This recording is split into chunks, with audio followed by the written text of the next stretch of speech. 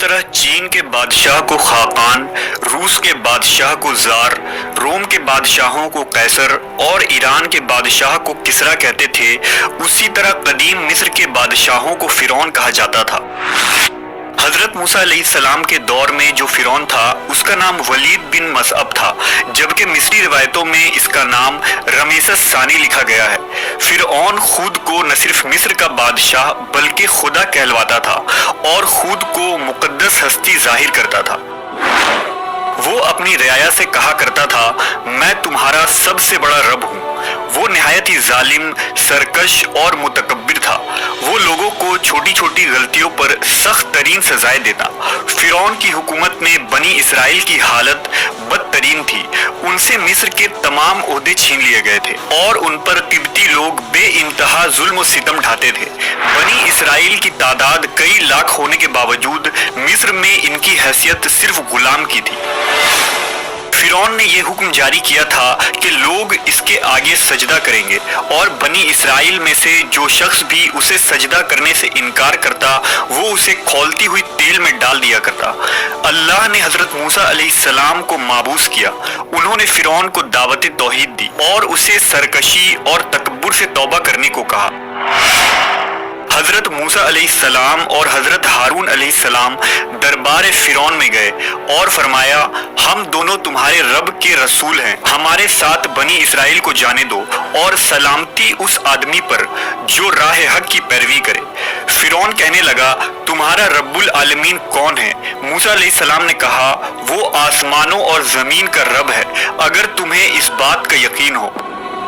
فرعون کے مطالبے پر حضرت موسیٰ علیہ السلام سے اژدہا کا معجزہ بھی ظاہر ہوا، لیکن فرعون کہنے لگا، میں موسیٰ کو قتل کروں گا، وہ اپنے رب کو بلا لے، تم چاہے جو نشانی لے آؤ، میں ایمان لانے والا نہیں۔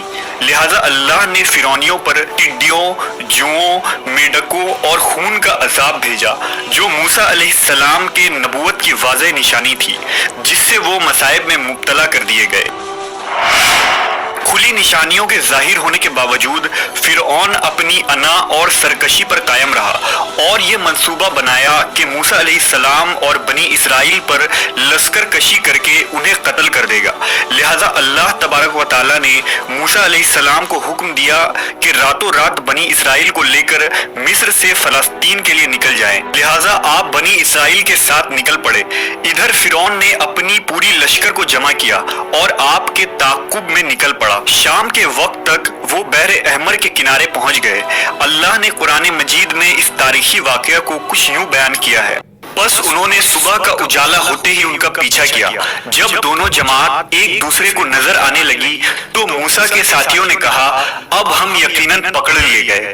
موسیٰ علیہ السلام نے کہا، ایسا ہرگز نہیں ہوگا، بے شک میرا رب میرے ساتھ ہے، وہ ضرور میری مدد کرے گا۔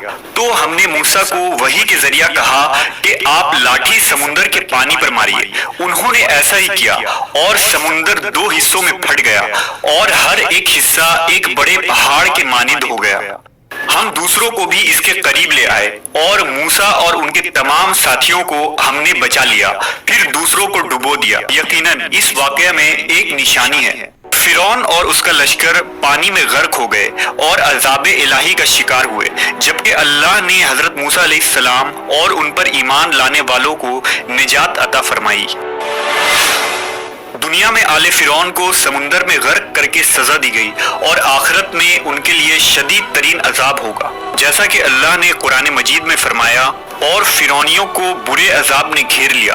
وہ لوگ صبح و شام نار جہنم کے سامنے پیش کیے جاتے ہیں، اور جس دن قیامت آئے گی اللہ فرمائے گا، فرعونیوں کو سب سے سخت عذاب میں داخل